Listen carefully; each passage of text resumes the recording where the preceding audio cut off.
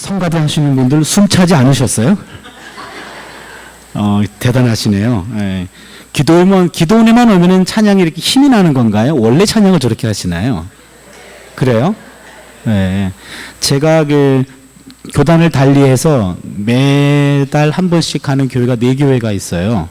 11시 예배를 섬기고 있는데, 교회 갈 때마다 어느 교회는 어른 성도들이 참 많아요. 그리고 어느 교회는 젊은 성도들이 많아요. 그러면 어른 성도들이 많은 교회 가면 모든 게 느려요. 주기도문도 느리고 찬송도 느리고, 거기 가면 내가 막 숨이 차가지고 죽을 것 같아요. 그래서 찬송을 좀 빨리 합시다 막 이렇게 해서 좀 찬송을 좀 빨리 했으면 좋겠다라는 그런 마음을 느끼는데, 30, 40대 있는 교회 가면 내가 숨이 차가지고 주기도문도 못 따라서 하겠고 찬송은 왜 이렇게 빠른지, 그래서 이 두 교회를 좀 섞어 놓으면 좋겠다 그런 생각이 들었는데, 여기는 다 속은 젊으신 모양이에요. 찬양하시는데 전능하신 하나님 할 때 그냥 발음하기도 힘든데 전능하신 그러는데, 처음엔 나는 무슨 소리인지 못 알아들었어요. 자세히 들어보니까는 전능하신 하나님이었는데요. 예, 아무튼 찬양대가 저한테 큰 감동이 되었던 그런 집회였던 것 같습니다. 여러분한테는 이번 집회가 어떻게 기억에 남을런지는 모르겠습니다만, 다른 건 다 기억 못해도 하여튼 예레미야 인텐시브로 만났다. 예레미야를 시간 만나서 예레미야의 말씀을 한번 들었다. 그런 기억이라마 좀 남았으면 좋겠습니다. 여러분 다른 건 몰라도 그래도 예레미야 전문가가 와가지고 그냥 예레미야 얘기를 한 6번 설교했다. 요것만 좀 기억해 주시고요. 마지막 메시지는 밀양의 영성입니다. 밀양. 비밀 비자의 햇볕 양이죠. 비밀스러운 햇볕. 비밀스러운 햇볕의 영성이다. 예. 오늘 29장 말씀은요. 지금 예레미야서에서요. 제가 시간마다 이거는 예레미야에만 나오는 겁니다. 이거는 독특한 장입니다. 그런 식으로 많이 말씀드렸는데, 그런 장들만 추린 겁니다. 예레미야가 52장이 있어요. 52장 중에 6장을 추렸을 때 저 나름대로 고민이 많았습니다. 적어도 한 10몇 장은 해야 예레미야를 좀 만났다라고 그럴 텐데, 6장을 통해서 예레미야의 핵심 메시지를 정리하려다 보니까 고민이 많았는데요. 그래서 예레미야 29장을 마지막으로 택했습니다. 예레미야 29장은요, 바벨론 포로로 끌려간 유다 포로들에게 예레미야가 쓴 편지입니다. 굉장히 유명한 편지입니다.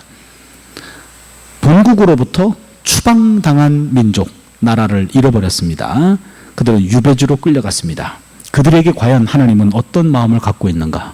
그거를 글로 써서 편지 보낸 것, 이것이 바로 예레미야 29장 예레미야의 편지입니다. 예레미야 29장 1절을 보면은요, 거기 보시면 선지자 예레미야가 예루살렘에서 이 같은 편지를 느부갓네살이 예루살렘에서 바벨론으로 끌고 간 포로 중 남아있는 장로들과 대제사장들과 선지자들과 모든 백성에게 보냈는데, 그때는 여고니야 왕과 왕후와 궁중 내시들과 유다와 예루살렘의 고관들과 기능공과 토공들이 예루살렘에서 떠난 후라. 여기 여고니야라는 왕은 여호야긴을 말합니다. 여호야긴 왕이 바벨론 포로로 끌려간 게 597년입니다. 그러니까 597년에 그 당시 왕이 바벨론의 포로로 끌려가요. 왕만 끌려간 것이 아니라 왕후도 끌려갔고, 궁중 내시들과 유다의 예루살렘의 고관들과 기능공들과 토공들이, 기술자들이 다 끌려가게 됐습니다. 그때 보낸 편지입니다. 그런데 예레미야 29장을 보면은 이 편지가 몇 년에 보낸 편지인지 정확히 나와 있지 않아요. 1절을 보시면 선지자 예레미야가 그렇게 시작되는데, 히브리어 원문을 보면 그리고라는 접속사가 있습니다. 그리고 선지자 예레미야가, 그 말은 뭡니까? 28장과 29장이 연결되어 있다는 겁니다. 그러면 29장에서는 정확한 연대는 나와 있지 않아요. 597년 이후에 보낸 편지구나, 그 정도만 압니다. 그런데 28장을 한번 볼까요? 28장 1절을 보시면, 그해 곧 유다왕 시드기야가 다스리기 시작한 지 4년 5째 달 기브온 아술의 아들 선지자 하나냐가 야훼의 성전에서 제사장들과 모든 백성이 보는 앞에서 내게 말하여 이르되, 여기 보니까 시드기야가 다스린 지 4년째입니다. 이게 594년입니다.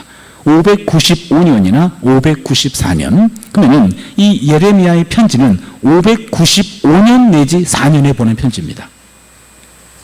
그러면 그때는 어떤 일이 벌었었나요? 지금 597년이 1차 포로입니다. 예루살렘에서 1차 침공을 당해가지고 바벨론의 느부갓네살에 의해가지고 많은 여호야긴 왕과 그 다음에 왕족들이 다 끌려갔습니다. 끌려가고 나서 지금 한 4년 되던 해 예레미야가 끌려간 사람들에게 편지를 띄우는 겁니다. 이 당시 바벨론 제국은요, 정치적으로 불안했습니다. 그리고 아마도 이 불완전한 바벨론의 내정을 틈타서 바벨론에 유배되어 온 사람들이 조기 송환에 대한 부푼 꿈을 갖고 있었습니다. 우리를 끌고 왔지만 이 바벨론이라는 나라가 좀 정치적으로 불안해요. 불안하면 이 사람들이 우리에 대한 통제가 느슨해질 테니까 우리가 돌아갈 수 있겠거니 이렇게 생각하고 있었고, 우리가 28장에서 읽었듯이 하나냐는 2년 만에 돌아옵니다. 그 예언을 했어요. 바벨론으로 끌려간 사람들은 2년 만에 돌아옵니다. 이미 본국에서는 하나냐라는 신령한 예언자가 예레미야보다 인기가 더 많았습니다.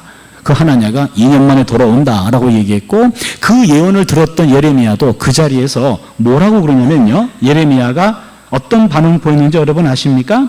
28장 6절을 보시면은요, 선지자 예레미야가 말하니라 아멘. 야훼는 이같이 하옵소서.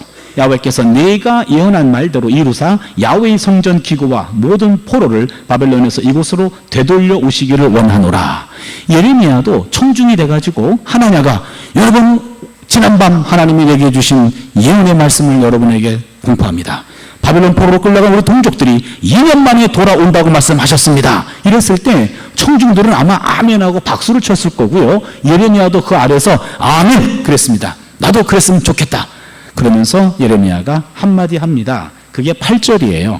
28장 8절입니다. 나와 너 이전의 선지자들이 예로부터 많은 땅들과 큰 나라들에 대하여 전쟁과 재앙과 전염병을 예언하였느니라. 평화를 예언하는 선지자는 그 예언자의 말이 응한 후에야 그가 진실로 야훼께서 보내신 선지자로 인정받게 되니라 하면서 예레미야는 나도 인간적으로는 포로로 끌려간 우리 동족들이 2년 만에 돌아오면 좋겠다. 내 친척들도 있고 내가 아는 친구들도 끌려갔다. 그렇지만 하나님이 주신 말씀은 그게 아니다 얘기죠. 그게 아니다. 보통 우리 선배 예언자들은 심판을 예언했는데 당신이 지금 평화를 예언하고 있는데, 평화를 예언했다면 선배 예언자들의 메시지와 어긋난다. 그러기에 그 평화의 메시지는 시간이 지나가야 확증이 된다. 그러면서 예레미야는 그것을 이제 탐탁하지 않게 생각한 거죠. 그리고 나서 예레미야가 그때 바벨론 포로로 끌려간 사람들에게 편지를 띄웁니다. 편지를 띄우는데 29장에 다시 넘어올까요? 누구한테 보냈냐면 장로들과 제사장들과 선지자들과 모든 백성에게 보내었는데, 지금 바벨론 포로로 끌려간 사람들의 공동체는요, 여러분 우리 생각에 바벨론에 포로로 끌려갔으면 한 사람 한 사람 다 굴비 엮듯이 다 발을 묶어가지고 끌고 가서 감옥에다가 집어넣었다, 그렇게 생각하시면 아니 되옵니다. 집단 수용소에 집어넣은 것도 아니고 여러 지역에 뿔뿔이 흩어놓은 것도 아니고 노예로 판 것도 아닙니다. 그들은 그냥 유다 자치지구에 집어넣은 겁니다. 바벨론 지역에 있는 황폐한 땅에다가 그들을 풀어놓고 거기다가 커다랗게 이렇게 펜스를 치고 바깥으로 나오면 안 됩니다. 당신들은 여기서 농사짓고 나오는 소산으로 먹고 사십시오. 황폐한 땅입니다. 만약에 거기서 농사를 져서 거기서 수확물이 없으면 굶어 죽는 거죠. 그런 땅, 마치 우리 지금 이쪽에 러시아 쪽으로 끌려갔던 우리 고려인들 있지 않습니까? 고려인들을 짐짝에다가 실듯이 기차에 실어가지고 여기저기다가 막 흩어놨거든요. 흩어놨던 그 고려인들 중에 많은 사람들이 동사하고 죽어나갔지만 끈질긴 생명력으로 살아남은 사람들이 지금 남은 고려인입니다. 아마도 그보다는 좀 덜했을 것 같아요. 끌고 가서 유다 자치구를 만들어 놓고 거기에서 그들을 생활하게 했습니다. 그러다 보니까 바벨론에 있었을 때의 어떤 지도층들, 예를 들어 그 당시 가장 지도자가 정치 지도자는 무너졌기 때문에 장로 중심 사회였습니다. 존경받는 어른들, 장로를 중심으로 해서, 그리고 에스겔이라고 하는 30세가 된 예언자가 있었어요.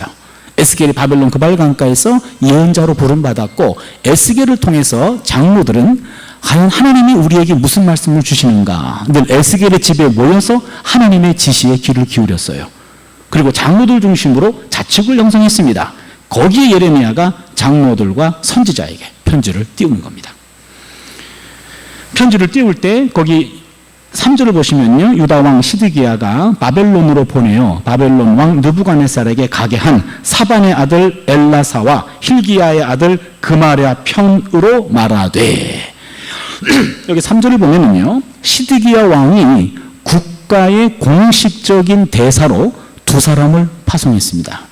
두 사람 파송하는데 그 두 사람의 공식적인 대사들인데 거기에 예레미야가 개인적인 편지를 집어넣은 겁니다.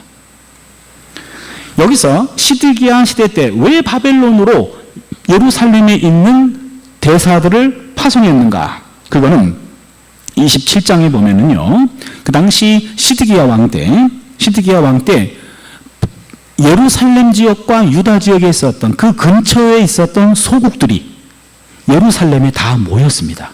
모여가지고 바벨론에게 독립하고, 지금 바벨론의 내정이 복잡했기 때문에 그들로부터 벗어나려고 하는 국제 컨퍼런스가 열렸습니다.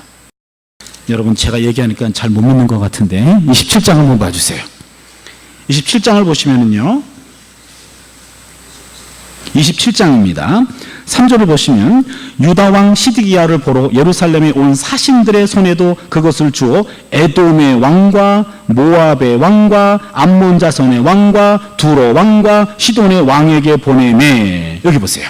지금 예루살렘 시드기야 왕 때 예루살렘 지역에 지금 보시니까 에돔, 모압, 암몬, 두로, 시돈 이런 나라들의 대사들이 예루살렘에 모여서 국제 컨퍼런스를 열면서 어떻게 하면 지금 바벨론의 장악력이 약화되었을 때 어떻게 그들로부터 벗어날 수 있을 것인가, 그 회의를 했어요.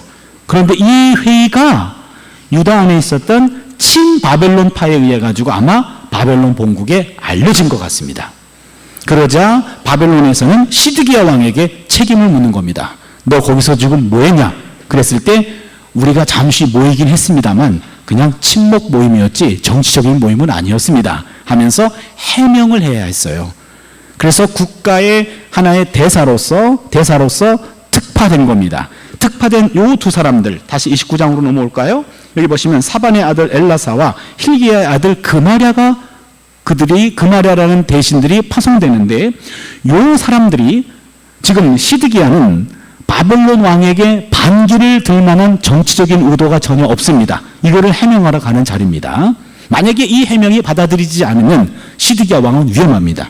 나라는 다시 전쟁의 화염에 휩쓸리는 거죠. 그래서 대사로 파송되는데 요 사람들이 예레미야와 가까운 사람들입니다.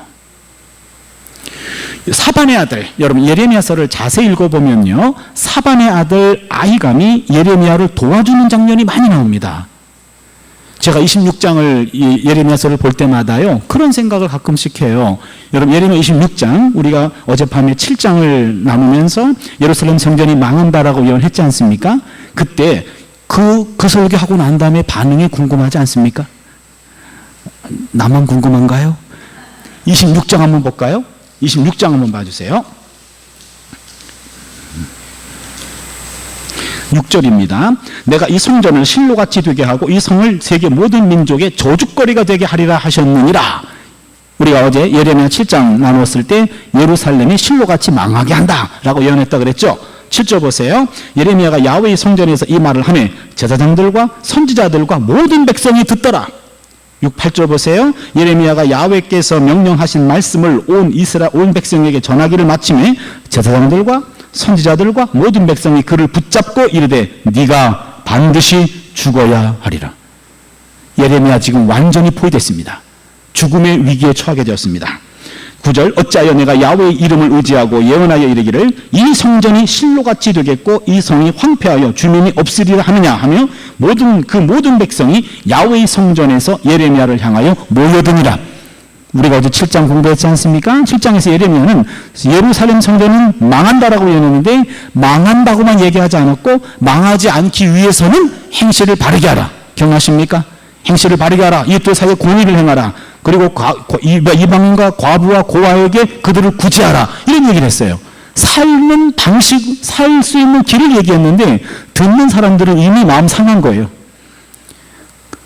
그냥 예루살렘이 실로같이 망한다고 이거에 충격받은 겁니다. 충격받은 그 사람들은 뒷얘기는 안 들려요. 사람들은요, 자기가 듣고 싶은 말만 들어요. 그렇잖아요. 내가 분명히 이야기를 하고 뒷얘기를 하는 것이 내 의도인데 뒷이야기 하기 전에 앞얘기에 마음 상해가지고 이미 그 생각만 하고 있어서 뒤에 뭔 얘기하는지 안 들어요. 못 들어요. 백성들이 마치 그랬습니다. 아니 예루살렘이 망한다고? 실로같이 망한다고? 이런 화가 나 있었습니다. 여러분 그러면 살기 위해서는 그만 얘기해 라고 몰려들면서 예레미야를 죽이려고 했어요. 예레미야가 그때 죽을 뻔했습니다. 보세요. 10절에 유다의 고관들이 이 말을 듣고 왕궁에서 야훼의 성전으로 올라가 야훼의 성전 대문 입구에 앉음에 지금 이 당시요. 여러분 성전이 있고 왕궁은 아래에 있습니다. 그래서 예루살렘 왕궁은 성전 항상 올라가게 돼 있어요. 근데 지금 성전 안에서 많은 사람들이 모여 있는데 지금 죽여라! 죽여라! 죽여라! 이러고 소리가 들린 거예요. 그걸 듣고 왕궁에 있었던 고관들이 이게 무슨 일인가 하고 올라왔어요. 올라왔더니 많은 사람들이 예레미야를 고소하고 예레미야를 죽이려고 했던 겁니다. 그 당시 상황이에요. 이때 고관이 올라가서 그들의 이야기를 듣고 시시비비를 가려주는 게 그 뒷이야기예요. 뒷이야기인데 그 사건 시간이 없으니까 더 넘어가죠. 그리고 나서 20절 한번 볼까요? 또 야훼 이름으로 예언한 사람이 있었는데 곧 기랏 여아림 스마야의 아들 우리아라. 그가 예레미야의 모든 말과 같이 이 성과 이 땅에 경고하여 예언하매 여호야김 왕과 그의 모든 용사와 모든 고관이 그의 말을 듣고서 왕이 그를 죽이려 하매 우리아가 그 말을 듣고 두려워 애굽으로 도망하여 간지라. 여호야김 왕이 사람을 애굽으로 보내매 곧 악볼의 아들 엘라단과 몇 사람을 함께 애굽으로 보냈더니 그들이 우리아를 애굽에서 연행하여 여호야김에게로 그를 데려오매 왕이 칼로 그를 죽이고 그의 시체를 평민의 묘지에 던지게 하니라. 지금 우리아라는 예레미야 시대 때에 동시대에 또 다른 예언자가 있었어요. 우리아라는 예언자도 예레미야가 한 말과 똑같이 예언했습니다. 근데 그 얘기를 듣고 여호야김 왕이 그 우리아를 제거하라고 합니다. 우리아가 두려운 나머지 이집트로 도망갔어요. 그랬더니 여호야김 왕이 인터폴을 풀러가지고 그를 잡아왔어요. 그리고 그 사람을 죽였습니다. 예루살렘은 똑같은 말을 했어요. 근데 예레미야는 살았어요. 우리아는 도망갔는데도 붙들려 와가지고 죽었습니다. 어떤 차이가 있냐면 26장 24절 한번 보세요. 맨 마지막입니다. 사반의 아들 아이감의 손이 예레미야를 도와주어 그를 백성의 손에 내어주지 아니하여 죽이지 못하게 하니라. 여기요. 사반의 아들 아이감이 그 당시 고관입니다. 아히감이 도와주어서 예레미야를 빼돌렸기 때문에 예레미야는 목숨을 부지했어요. 우리아와 예레미야의 차이, 고관을 알고 있느냐 모르냐 그 차이였어요. 높은 지위에 있는 분 한두 사람 정도 친하게 지내는 것도 필요한 것 같아요. 예레미야가 이 당시 사반의 아들 아이감이 없었다면 예레미야도 우리아와 같이 죽임을 당하는 거였습니다. 그래서 예레미야의 삶을 보면 사반 패밀리하고 아주 가까워요. 사반의 아들 아이감, 그 아이감이 고관에 있을 때 예레미야는 위기 속에서 그를 건져내는 겁니다. 그래서 지금 그 사람에게 지금 바벨론으로 우리 가족 중에 한 사람, 다시 넘어올까요? 29장 3절을 보시면 사반의 아들 엘라사가 대신으로 발탁이 됩니다. 그래서 그 엘라사에게 예레미야 개인의 편지를 들려주는 거예요. 그리고 이 편지는 바벨론에 끌려간 장로들과 선지자들에게 보내주십시오. 그렇게 한 겁니다. 그래서 이제 편지를 가지고 갑니다. 편지 내용이 이제 29장 4절부터 나옵니다. 보세요. 만군의 야훼 이스라엘의 하나님께서 예루살렘에서 바벨론으로 사로잡혀 가게 한 모든 포로에게 이와 같이 말씀하시느니라. 첫 번째 중요한 포인트입니다. 바벨론 포로로 끌려간 사람들은 나라가 무능하기 때문에, 그 당시 지도자가 무력했기 때문에, 그 당시 우리가 운이 없었기 때문에, 물론 그런 것도 포함되어 있겠죠. 그러나 결정적인 것은 하나님이 계획 속에 보냈다 얘기입니다. 이게 놀라운 포인트입니다. 제가 말씀을 나누는 중에 예레미야 29장 4절 말씀이 제가 독일 유학 중에 라인강에서 빠져 죽을 뻔했는데 이것 때문에 살았다는 본문이 바로 이 본문입니다. 이 본문이 오늘의 저를 만들었거든요. 내가 너를 보냈다라는 겁니다. 바벨론 포로로 끌려간 그 사람들, 그냥 아무런 계획 없이 끌려간 것이 아니라 하나님의 계획 속에서 내가 너를 보냈답니다. 굉장히 중요한 포인트입니다. 내가 너를 보냈다. 그리고는 5절을 보세요. 너희는 집을 짓고 거기에 살며 텃밭을 만들고 그 열매를 먹으라. 아내를 맞이하여 자녀를 낳으며 너희 아들이 아내를 맞이하며 너희 딸이 남편을 맞아 그들로 자녀를 낳게 하여 너희가 거기에서 번성하고 줄어들지 아니하게 하라. 이게 무슨 얘기입니까? 지금 바벨론 포로로 끌려간 사람들의 가장 관심사는 2년 이내의 귀환입니다. 지금 hilkiah라는 아주 적중은 아주 영험한 그런 예언자가 2년 만에 돌아온다고 예언했잖아요. 그리고 바벨론 포로 끌려가 있는 사람들 가운데서도요, 여기서도 선지자들이 우리는 2년 만에 돌아갑니다. 나에게도 하나님 말씀하셨습니다. 그러면 바벨론 포로 끌려간 사람들은요, 2년 안에 돌아간다면 여기서 적당히 시간 보내다가 가면 됩니다. 뭐 밭을 사가지고 일할 필요도 없고요, 뭐 자녀들을 결혼시킬 이유도 없고요, 그런 상황이었는데 바로 예레미야가 거기서 뿌리를 내리시오. 그렇게 얘기합니다. 지금 포로로 끌려간 사람들, 당신들 이곳에 올 수 없고 거기서 뿌리를 내리세요. 그리고 거기서 자녀도 결혼을 시키세요. 그 자녀도 본국에 들어올 수 없습니다. 이런 얘기입니다. 이 당시 바벨론 포로로 끌려간 사람들의 상황이 에스겔서에 자세히 드러나는데요, 한쪽 부류는 배교합니다. 하나님을 떠나요. 아니, 우리 하나님은 바벨론의 군대에 의해서 우리가 무참히 짓밟힐 때 우리 하나님은 우리를 왜 지키지 않으셨는가? 우리 하나님은 무능한 하나님이 아닌가? 해서 나라가 망했을 때 하나님을 버린 사람들도 있었고요. 또한 사람들은, 호도한 부류는 절망합니다. 절망에 빠져서 희망을 잃어버립니다. 우리는 국가를 잃었고 또한 국가에서 추방당해가지고 지금 바벨론에 끌려가 있습니다. 절망합니다. 또 한쪽은요, 광신파가 있습니다. 광신.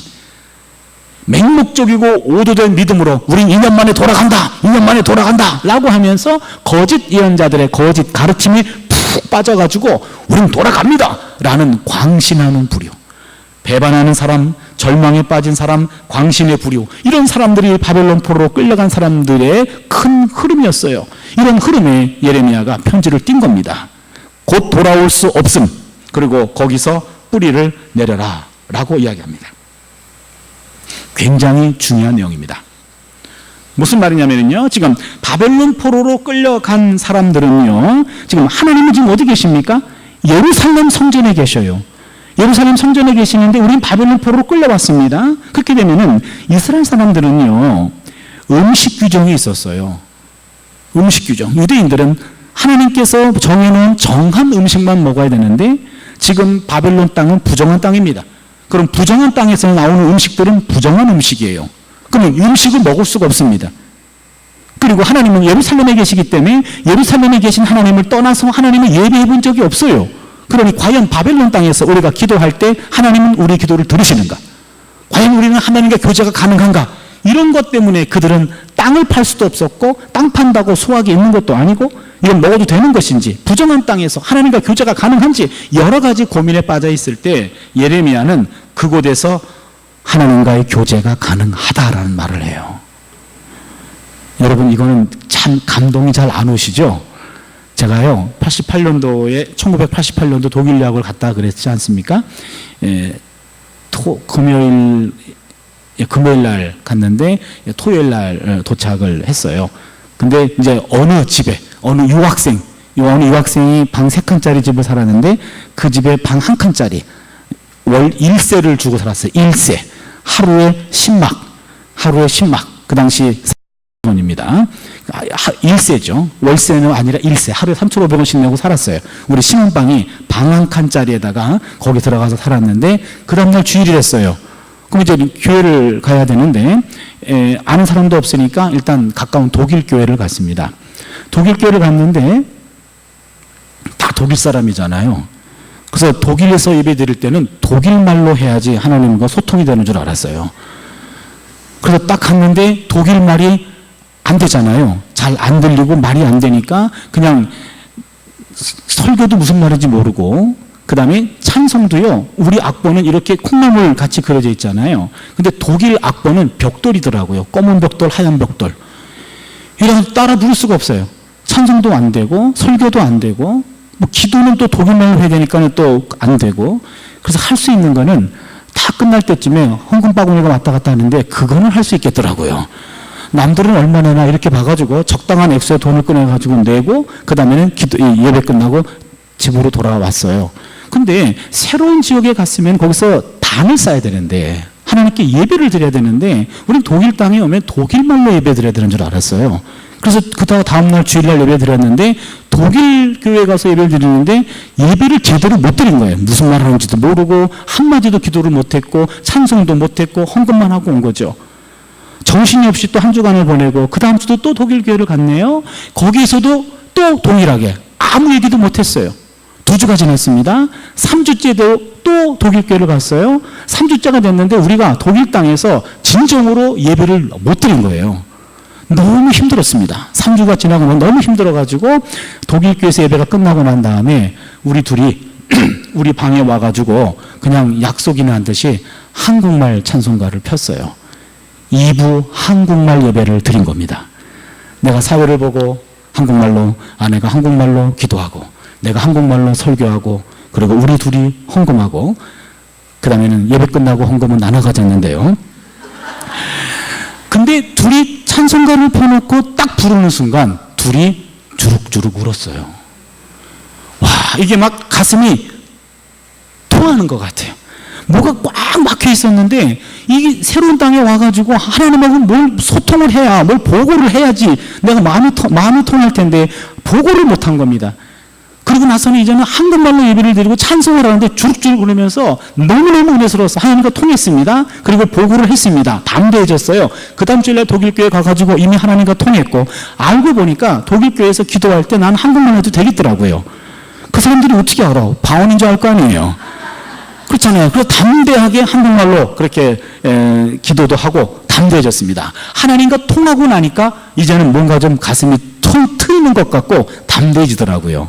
지금 생각하니까 너무 순진했어요. 그렇지 않습니까? 근데 처음 이방 땅에서 가서, 한국인이 거의 많지 않은 그곳에 가서 한국말로 예배드리면서 하나님과 통했을 때 그 감동은 지금도 잊을 수가 없습니다. 아마도 바벨론 포로로 끌려갔던 사람들이 하나님은 바벨론에 계시지 않고 예루살렘 성전에 계시는데, 이 걸어서 3개월 되는 거리를 왔는데 과연 하나님과 우리가 영적 소통이 가능한가? 우리 기도는 들으시는가? 우리 예배할 수 있는가? 이런 고민 속에 있을 때 내가 너희들을 보냈고 기도해라 라고 얘기합니다. 엄청난 뉴스입니다. 오늘 29장은요 전 세계에 흩어져 있는 유대인들에게 최초로 보낸 편지입니다. 어느 곳에 있든지 예배가 가능하다라는 메시지가 여기서 드러나는 겁니다. 그리고는 말합니다. 더 놀라운 얘기를 합니다. 그거는 거기 보시면 7절입니다. 너희는 내가 사로잡혀 가게 한 그 성읍의 평안을 구하고 그를 위하여 야훼께 기도하라. 이는 그 성읍이 평안함으로 너희도 평안하느니라. 무슨 얘기입니까? 바벨론 나라를 위해서 그들의 샬롬을 위해 기도하라는 거예요. 이게 가능합니까? 우리가 어제 시편 137편 바벨론의 딸들아 그들의 어린 것들을 빼앗아서 바위에 메어 치는 자는 복이 있을지어다. 바로 이런 바벨론 사람들은 왼수입니다. 그런데 왼수 국가를 위해서 기도하라는 거예요. 무슨 기도입니까? 그들이 샬롬해야 너희도 샬롬하기 때문에 기도하라는 얘기입니다. 졸지에 이제는 그들이 있는 그곳이 그들이 분노를 사귀는 장소만이 아니라 그들을 억압했던 사람들을 기도하는 자리가 되었던 겁니다. 일종의 실용주의적인 그리고 방안을 얘기한 겁니다. 지배자가 평안해야 피지배자도 평안할 수 있다라는 얘기입니다. 그래서 이제는요 새로운 시대 속에서는 새로운 신앙이 필요하다는 거죠. 여기서 뜻밖에도 바벨론 포로로 끌려간 사람들은 한순간 선교 공동체가 됩니다. 놀라운 일 아닙니까? 이 약하고 작은 유다 난민촌이 그 당시 바벨론을 위해서 기도하는 공동체가 돼요. 그들은 포로로 끌려왔는데 한순간에 선교적 책임이 주어집니다. 예레미야 1장 5절에 내가 너를 복중에 짓기 전에 내가 너를 알았고 내가 너를 열방의 선지자로 세웠다. 열방의 선지자인데 그 열방의 선지자라는 역할이 바로 흩어진 유대인들에게 주어지는 거죠. 그리고 여러분 이사야가 49장 6절에 보니까 유다가 이방 나라에서 이방의 빛이 된다라고 얘기합니다. 흩어진 그 땅에서 빛이 되는 겁니다. 흩어진 그 땅에서 그 지역을 위해서 중보하는 자로 이 운명이 바뀌게 되는 거죠. 놀라운 변신 아닙니까? 한 작은 공동체가 넓은 제국, 바벨론 제국으로 끌려왔습니다. 바벨론 제국이라고 하면은요, 이 당시에 여러분 세계 문명의 발산지 이집트 문명, 그 다음에 메소포타미아 문명 아닙니까? 그 문명지에 왔어요. 엄청나게 많은 신들도 있고 신전들이 화려합니다. 세계의 문물들이 다 들어가 있어요. 유다 나라는 작은 나라입니다. 작은 나라였던 사람들이 큰 나라에 끌려가서 많은 문물들을 보면서 충격에 쌓여 있는데 그들을 위해서 기도하는 그런 새로운 책임을 그들은 맡게 된 겁니다. 그리고는요 8절을 보세요. 만군의 야훼 이스라엘의 하나님께서 이와 같이 말씀하시느니라 너희 중에 있는 선지자들에게와 점쟁이에게 미혹되지 말며 너희가 꿈도 고지 듣고 믿지 말라. 내가 그들을 보내지 아니하였어도 그들이 내 이름으로 거짓을 예언함이라 야훼의 말씀이니라. 지금 바벨론 포로로 끌려간 사람들에게도요 선지자들과 점쟁이들이 있었습니다. 그들도 본국에 있는 하나냐와 같이 2년 만에 돌아갑니다라고 예언한 겁니다. 그 말을 믿지 말라는 거예요. 믿지 말아라. 내가 그들을 보낸 적이 없다. 나라가 위태롭고 위기 순간에는요 거짓 선지자들이 들끓습니다. 거짓 선지자들 들끓어가지고 지금 하나님이 보내지 아니했어도 하나님이 보냈다라고 거짓말하면서 사기치는 그런 선지자들이 많았습니다. 그리고는 10절을 보십시오. 드디어 유명한 본문이 나옵니다. 야훼께서 이와 같이 말씀하시니라 바벨론에서 70년이 차면 내가 너희를 돌보고 나의 선한 말을 너희에게 성취하여 너희를 이곳에 돌아오게 하리라. 무슨 말입니까? 70년은 돼야 돌아온다라는 얘기입니다. 처음으로 바벨론 포로로 끌려간 사람들이 언제 돌아올 수 있느냐 기한을 못 박아준 게 이 본문이 처음입니다. 70년이라는 말은 끌려간 지금 세대는 돌아올 수 없음. 그리고 너희들의 자녀도 돌아올 수 없음. 적어도 3대 이상이 돼야 돌아올 수 있음. 그런 얘기입니다. 그러니까 70년의 메시지는 그들에게 희망의 메시지가 아니라 절망의 메시지죠. 우리는 못 간다는 거네. 포로로 끌려간 사람들에게 헛된 꿈 꾸지 말고 거기서 뼈를 묻으라는 겁니다. 뼈를 묻기 위해서 최선을 다하고 바로 그곳에서 새로운 미션을 찾아내라는 것이지 허황된 꿈을 꾸고 뿌리를 내리지 못하고 본국에 돌아갈 허황된 꿈만 꾸다가 시간을 보내지 말고 그곳에서 새로운 지역에서 새로운 미션이 너에게 주어졌다. 너희들은 오지 못한다. 그러나 오지 못하면 그것이 절망적인 것만은 아닙니다. 그리고 이렇게 얘기합니다. 거기 11절입니다. 야훼의 말씀이니라 너희를 향한 나의 생각은 내가 안하니 평안이요 재앙이 아니니라 너희에게 미래와 희망을 주는 것이니라. 여러분 예레미야 29장 11절 동그라미 하시고요. 이 말씀은 여러분 암송하시는 게 좋습니다. 현재 전 세계에 흩어져 있는 모든 기독교인들에게 매년 구약과 신약 성경 말씀 중에 가장 좋아하는 말씀을 매년 투표하는데 10년째 1위가 예레미야 29장 11절입니다. 전 세계 기독교인들이 성경에서 가장 좋아하는 구절이 예레미야 29장 11절 말씀이에요. 이 말씀이 여기서 나옵니다. 바벨론 포로 끌려간 사람들에게 너희들이 지금 바벨론 포로 끌려가서 70년 이후에 돌아오겠지만 야훼의 말씀이니라 너희를 향한 내 생각은 내가 안하니 평안이요 재앙이 아니니라 너희에게 미래와 희망을 주는 것이니라. 하나님의 보이심을 처음으로 드러냅니다. 여러분, 하나님의 본심은 바벨론 포로로 끌려가서 절망 중에 있는 사람들에게 하나님이 당신의 속마음을 오픈시켰어요. 너희를 향한 내 생각은 내가 안 하니 재앙이 아니라고 평안이요 너희 장래에 소망을 주려 하는 생각이니라. 이게 하나님 마음입니다. 여러분, 우리가 힘들고 어려울 때마다 이 말씀 여러분 묵상하세요. 이 말씀을 암송하세요. 내가 바벨론 포로 끌려가 있는 그 사람들에게 주었던 이 최초의 말씀이 오늘 우리에게도 순간순간 좌절과 절망 속에 있을 때 이 말씀은 나를 향한 말씀인 줄로 믿습니다. 그리고는 말합니다. 12절을 보세요. 너희가 내게 부르짖으면 내게 와서 기도하면 내가 너희의 기도를 들을 것이요. 이게요 29장 12절에 와가지고요 하나님이 기도하라고 처음 얘기합니다. 예레미야 앞에 장에서는요 예레미야가 이스라엘 백성들을 위해서 나라 멸망을 앞두고 끊임없이 중보했어요. 백성들을 살려달라고 기도합니다. 그때마다 하나님이 그만해라 그럽니다. 지금은 기도할 때가 아니오 그렇게 말합니다. 그 입을 닫으라. 기도를 막습니다. 내가 듣지 않겠다라고 얘기합니다. 이미 많은 선지자들을 보내서 그들에게 기회를 주었는데 그 기회를 다 버린 겁니다. 외면한 겁니다. 기회를 놓쳤습니다. 이제는 심판받을 수밖에 없는 지경에 이르게 되었어요. 그러나 예레미야는 끝까지 하나님께 매달렸어요. 매달렸을 때 하나님이 기도하지 말라. 이제는 내가 마음을 닫았다. 이미 끝났다라고 얘기합니다. 그래도 계속 예레미야가 기도하니까 하나님이요 예레미야 15장 1절에서 야 예레미야 내가 너한테 말 안 하려고 했는데 어쩔 수 없다. 내가 한마디 하겠다. 15장 1절을 보니까 사무엘과 모세가 와서 함께 기도해도 들어줄 수 없다. 그렇게 얘기합니다. 그 얘기를 듣고 예레미야 중보기도 그칩니다. 왜냐하면 구약성경에서 모세와 사무엘의 기도는 하나님이 다 들어주셨어요. 그러게 모세와 사무엘의 기도, 물론 모세의 마지막 기도 신명기 3장 21절에 나와 있는 4절에 나와 있는 나로 건너가게 없어서 그건 들어주지 않았습니다. 그거 하나 이외에 모세 기도는 다 들어주셨어요. 사무엘 기도 다 들어주셨어요. 그리고 구약성경에서 모세와 사무엘은 중보 기도 대장입니다. 근데 두 사람이 함께 와서 기도해도 이제는 들어줄 수 없음. 네가 와서 기도한다고 되겠니? 그 얘기를 듣고 예레미야가 마음이 상했는지 아무튼 사태에 이해했는지 중보를 중지합니다. 지금은 하나님이 기도를 들어줄 수 없음 그거예요. 그런데 기도하지 말라라고 하셨던 하나님이 이제는 기도하라라고 얘기합니다.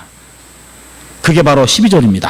너희가 내게 부르짖으면 내게 와서 기도하면 내가 너희의 기도를 들을 것이요 너희가 온 마음으로 나를 구하면 나를 찾을 것이요 나를 만나리라.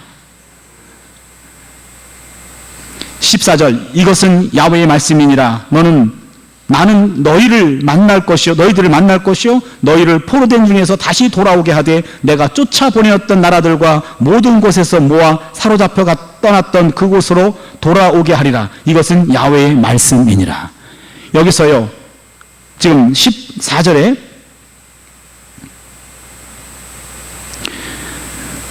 나는 너희들을 만날 것이며 이 대목입니다. 나는 너희들을 만날 것이며 요 대목은요 만날 것이다 라는 말은요 옛날 성경에 보면은요 만나지리라 라는 말이 나옵니다. 만나지리라. 너희들이 찾으면 나를 만날 것이요 이 말이 아니라 너희들이 찾아오면 만난다는 게 아니라 만나지리라. 이게 무슨 어감 잘 느끼겠습니까? 네가 찾아오면은 무조건 나를 만나는 것이 아니라 내가 너를 만나 줄 거야 이 말입니다. 나를 찾아오면 만나지리라. 옛날 개혁 한글판은 만나지리라고 나와 있어요. 그거는 재규형입니다. 재규형. 이건 무슨 말이냐면 하나님이 스스로를 만남의 대상으로 내놓겠다는 거예요. 내가 너와 네 말을 들어줄 거야. 이제는 찾아와 그런 얘기죠. 요 상황을 이해하실 수 있나요? 저희 가끔은 아니고 1년에 한두 번? 예, 요즘은 또 뭐 그렇지 않습니다만 내 아내와 말다툼을 할 때가 있어요. 예, 이미 유학 시절에 우리의 어떤 권력은 이미 정해졌는데 좀 학부형으로서 권력은 정해졌는데 그리고 제가 주례할 때마다 우리 신랑 신부에게 그런 말 하거든요. 가정의 항복을 원하십니까? 그러면은 먼저 행복을 원하십니까? 그러면 항복하세요. 그래요. 항복을 원한다면 항복하십시오. 서로가 항복하지 않는다면 신랑이 항복하십시오. 신랑이 가장이니까 가정의 평화를 지키지 못한 책임이 있으니 그냥 항복해라. 그러면 행복해진다. 이런 말을 제가 주례사에 꼭 넣거든요. 그렇게 말한 책임이 있으니까 집에 와서 늘 제가 항복하거든요. 늘 항복합니다. 늘 항복하는데 어느 경우에는 너무 화가 날 때가 있어요. 자존심이 상할 때가 있어요. 지렁이도 밟으면 꿈틀할 때가 있잖아요. 근데 꿈틀하는 거를 또 못 봐주는 거예요. 그냥 그렇게 살라는 얘기죠. 왜 꿈틀하냐고, 못 봐주겠다고. 그러면 한번 크게 싸웁니다. 크게 싸우고 나면은 이제 이쪽에서 이제 화해해야 되잖아요. 화해해야 되는데 말을 안 하는 거죠. 이제 아내 쪽에서 말을 안 하고 나를 투명인간 취급하는 거죠. 투명인간 취급하고 뭐 할 도리는 해요. 밥도 주고 뭐 할 건 다 합니다. 그러나 완전히 걔도 밥은 그렇게 안 줄 거예요. 그냥 할 건 다 하면서 그냥 투명인간 취급합니다. 그럼 답답하죠. 답답해가지고 말을 걸면은 말을 안 해요. 말을 안 합니다. 이미 나는 이걸 빨리 이제 호전시켜야 되는데 말을 안 해주니까요. 너무 힘들어요. 문자 메시지 해도 전화하면 당연히 안 받죠. 문자 해도 안 받죠. 그렇게 해서 며칠을 뭐 문자를 하고 편지를 쓰고 사과하고 항복하고 무슨 뭐 별 얘기를 다 합니다. 그래도 화가 안 풀린 모양이에요. 그러면 길어지면 길어질수록 저는 점점 피폐해지고 내 삶은 공허해지고 내 삶은 완전 망가지는 거예요. 이 친구는 어떤지 모르겠어요. 집에 오면 애들하고는 아주 살갑게 얘기하면서 내 얼굴 보는 순간 투명인간 취급하는 거죠. 너무 괴로워요. 며칠 동안 그렇게 해도 아무리 마음의 문을 열지 않아요. 계속 두드리다가 어느 순간 문자해 이렇게 와요. 이제는 듣겠다 이런 얘기죠. 그러면은 여보 들어줘서 고마워 이렇게 하는 거죠. 그리고 전화 언제 걸어 이런 거죠. 그러면 전화 걸고 대화해줘서 고맙습니다 이렇게 되는 거죠. 그러니까 만나준다라는 게 이게 엄청난 은혜예요. 그렇지 않습니까? 여러분 그런 경험 없으신가요? 남성분들 있으시죠? 그렇죠? 예. 그 마음의 문을 확 닫을 때 내 인생이 막힌 것 같아요. 빨리 열어야 되는데 쉽게 안 열거든요. 만나주리다. 전화통화해. 문자해. 이 말 한마디가 구원받은 기분이에요. 하나님이 마찬가지입니다. 기도하지 마라. 더 이상 들어줄 수 없다. 그 기도문을 막으라. 이렇게 단호하셨던 하나님이 바벨론 포로 끌려간 그들에게 마음의 문을 여셨어요. 내 본심은 그게 아니요. 그 얘기입니다. 내 본심은 그게 아니요. 너희들에게 끊임없이 예언자를 파송했는데 너희들이 끊임없이 그것을 외면했어. 여러 번의 기회가 있었고 마지막까지 보냈는데 마지막까지 외면했어. 어쩔 수 없이 너희들을 칠 수밖에 없었는데 내 본심은 그게 아니거든. 이제는 찾아와라. 만나주겠다라는 얘기죠. 만나주겠다는 겁니다. 엄청난 은혜의 자리입니다. 여기 보니까는요, 이스라엘이 돌이키고 이스라엘이 구원을 경험할 수 있는 것은 하나님의 결단에 의해서만 가능합니다. 하나님이 마음의 문을 열고 내가 너희들을 받아줄 거야 라고 마음의 문을 열었기 때문에 가능한 거지, 하나님이 그대로 마음의 문을 닫았다고 한다면 어떤 짓을 해도 이스라엘과 하나님과의 대화는 불가능했을 겁니다. 여기서 우리는 하나님이 일으키신 심판이 공정하지 못했습니다 이런 언급 없어요. 하나님의 구원이 이스라엘의 특별한 공로로 인한 것입니다 이런 말도 없습니다. 이스라엘이 다시 하나님께 용납된다는 새로운 가능성을 여신 분은 하나님이십니다. 하나님의 인간을 향한 선행적인 다가감, 하나님이 먼저 다가가신 겁니다. 여기에 인간이 하나님으로부터 하나님으로 다가감, 하나님이 먼저 다가갔기 때문에 우리의 다가옴이 가능하다라는 얘기죠. 오늘 이 단락은요, 예레미야가 포로들의 조기 송환과 그리고 조기 회복을 예언하는 거짓된 낙관주의에 대해서 쐐기를 박습니다. 그건 거짓말이다. 그건 우리들이 원하는 말이지만 하나님의 뜻이 아니다 라고 얘기합니다. 그리고는 말합니다. 근거 없는 그런 기대감에 의지하지 말고 포로로 끌려간 현실을 그대로 받아들이라는 겁니다. 현재 경험되는 바벨론의 통치를 받아들이고 고통스럽게 받아들이는 용기가 있어야, 그거를 감내해야 그 위에 결과적으로 그들에게 구원이 임한다는 얘기입니다. 그들의 포로살이에 적응해야 됐고 견디는 법을 배워야 했습니다. 여러분, 견디는 것도 은혜입니다. 견디는 것도 은혜입니다. 제가 지금 우리 한세대학교의 교수로 23년째 있는데요.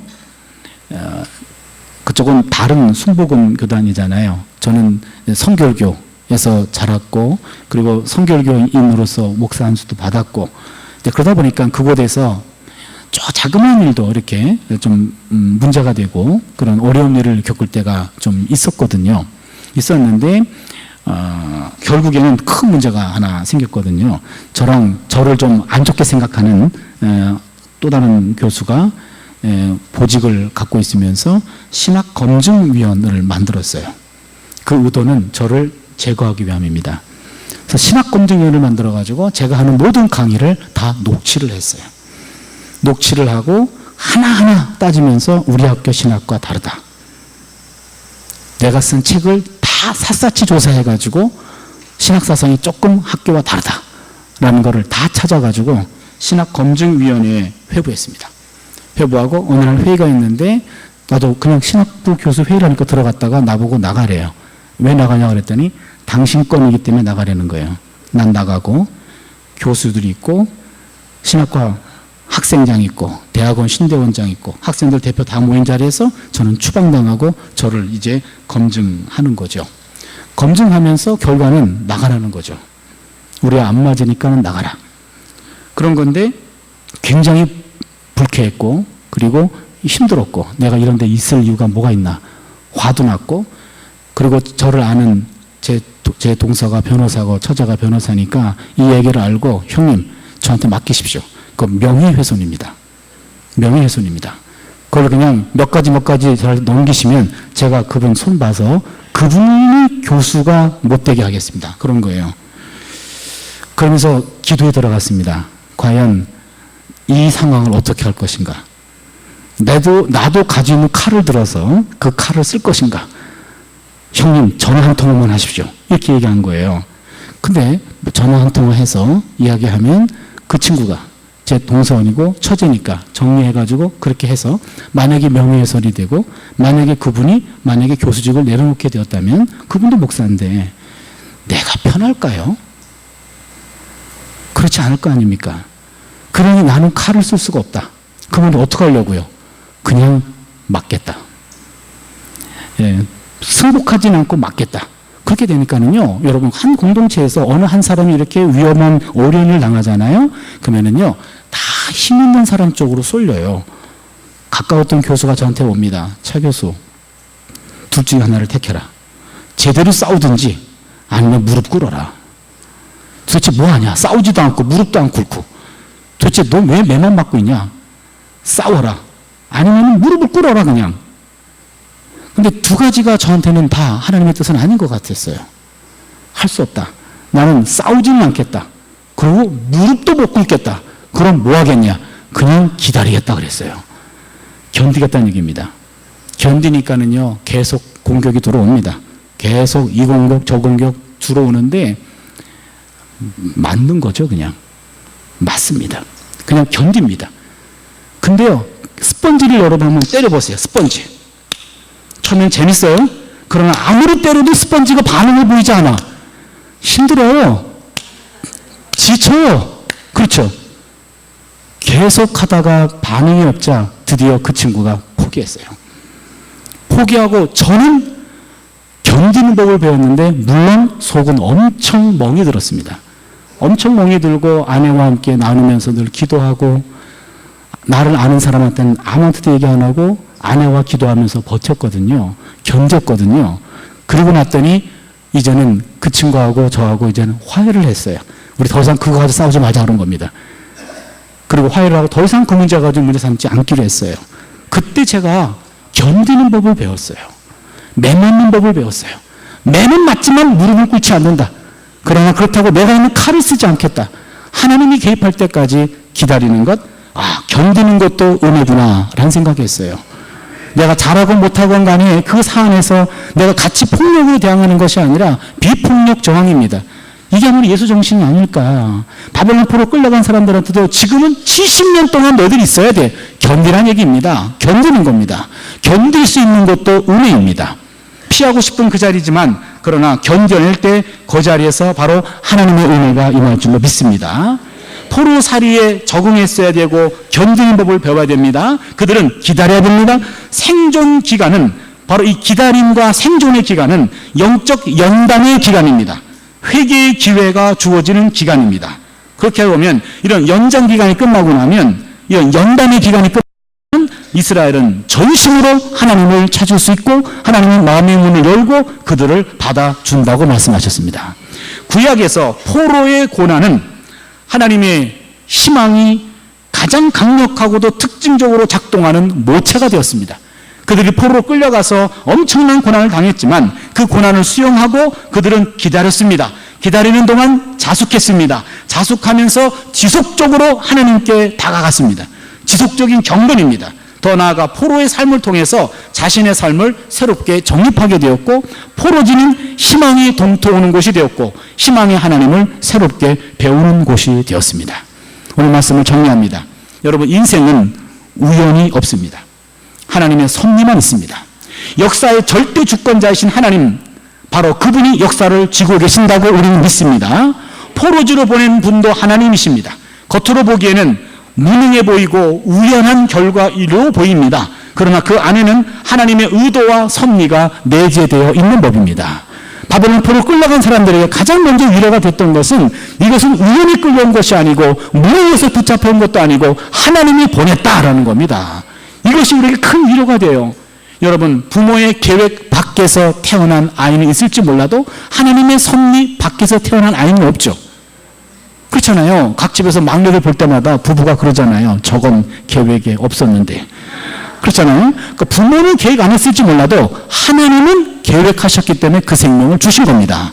어떤 생명도 무계획 속에서 피투된 존재는 없습니다. 하나님이 다 계획 속에서 우리를 낳으셨고 계획 속에서 양육하셨고 계획 속에서 우리 장충당교회 멤버로 만들었고 계획 속에서 우리를 이 자리에 서게 하신 줄로 믿습니다.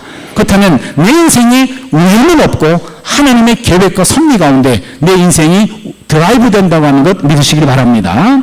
두 번째로요, 포로지가 선교지입니다. 포로로 끌려온 바벨론 땅이 부정한 땅만은 아니었습니다.